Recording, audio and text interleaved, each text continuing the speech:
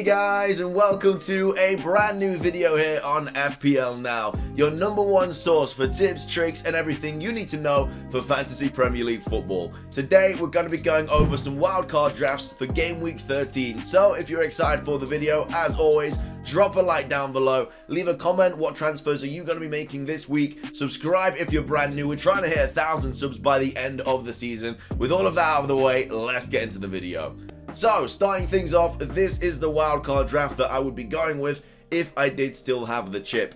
I will be making some alterations throughout the video because there could be some other choices you could make in regards to this team. But in goal, we have Foster and Ramsdale. Foster, again, we go over every single week, but he is just a very nice, cheap goalkeeper to have, especially if your main goalkeeper has a bad fixture, because Foster is nailed at the moment until Watford's #1 is back. Doesn't have the best fixtures coming up, but saying that, he just got an assist against United. It's actually kind of mad that Ben Foster has more goals and assists this season than Jadon Sancho, which is mind-blowing, but actually true.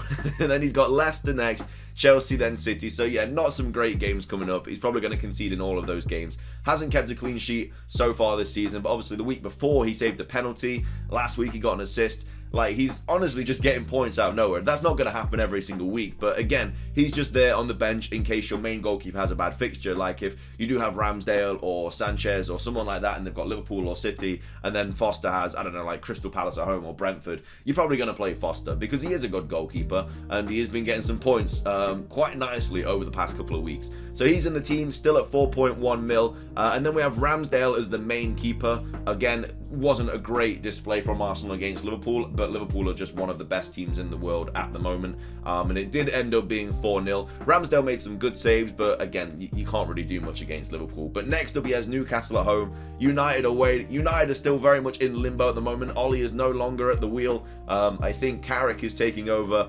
as the interim manager for a while, and then we're obviously going to see who actually comes in. But yeah, it's going to be interesting how United play because they're just all over the place at the moment. But then they've got Everton, Southampton, West Ham, Leeds, Norwich. They've got some really nice fixtures coming up for Ramsdale. So I would say that he's the most informed keeper at the moment, apart from like Mendy and Edison and players like that. But they're just in the best teams. But if you don't want to spend all that money, like 6 mil on a goalkeeper, I think Ramsdale is one of the best players to have in your team at the moment in goal. So they are the two goalkeepers for this wildcard draft. This wildcard draft is also a 4-4-2 formation, by the way. But again, we will be doing some tinkering at the end where you could change that formation if you really wanted to. But as of right now, the way I've set it up, it is a 4-4-2 formation. And let's go at the defense next. So we have Cancelo, who did the most ridiculous assist yesterday. It was absolutely stupid, but he is just a ridiculous player. 6.6 mil now as well. He just keeps rising. These defenders are so expensive this season. If you didn't bring Cancelo in when he was like cheap, well, I say cheap, when he was like around 6'1", 6'2", he's just going to keep rising because the City fixtures coming up are absolutely bonkers. Like after West Ham, they then have Villa, Watford, Wolves, Leeds, Newcastle, Leicester, and then Brentford. And then he has Arsenal and Chelsea, but then he has Southampton, Brentford, and Norwich. So he's honestly just a hold all season. I mean, he seems to just be playing every single game. Again, maybe some team rotation over the Christmas period, but that usually is what happens with these bigger like class teams where they have much more squad depth. So yeah, Cancelo will probably get rested. The likes of Reece James will get rested. All of these players will get rested over the Christmas period because there's like 3 games in like, I don't know, like 11 days or something like that. It's really stupid. So yeah, we've got Cancelo in the squad. We then have Trent. I mean, honestly, just ridiculous at the moment as well. He just got 2 assists, max bonus points. He's got Southampton next, then Everton. The Everton game will be an interesting one because Everton are just terrible at the moment, but it is a derby, so derby kind of makes games go out the window. And then they've got Wolves, Aston Villa, Newcastle, Tottenham, Leeds. So, I mean, that's just a Salah captain as well from all of those games, but you kind of need to have Trent on your team as well at the moment. He is quite pricey at 7.7, but you know when he's bagging 15 bombs, and if you don't have him on your team, it's going to hurt your rank quite a bit. And then we have James and Chilwell as well, both of the Chelsea fullbacks.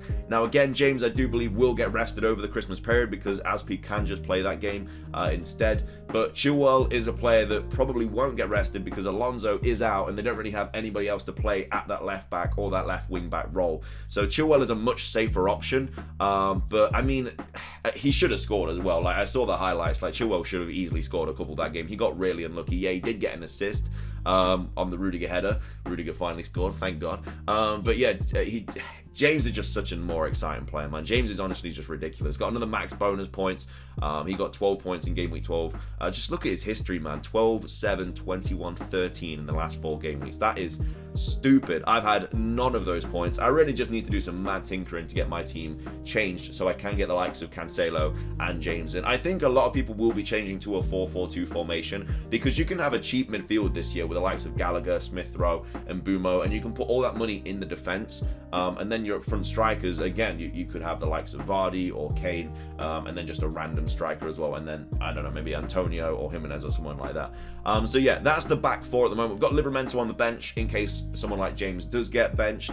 You want someone to come in off your bench. Livramento is that player. Again, he is 4.6 now, so he is still rising. Doesn't have the best fixtures coming up at all, but you know, he is just going to come off the bench if you really do need him. Really surprised that he only got 1 point against Norwich as well. I was really hoping for something more, but it's that new manager smell, I guess, with Dean Smith coming in at Norwich, so it's a good win for him.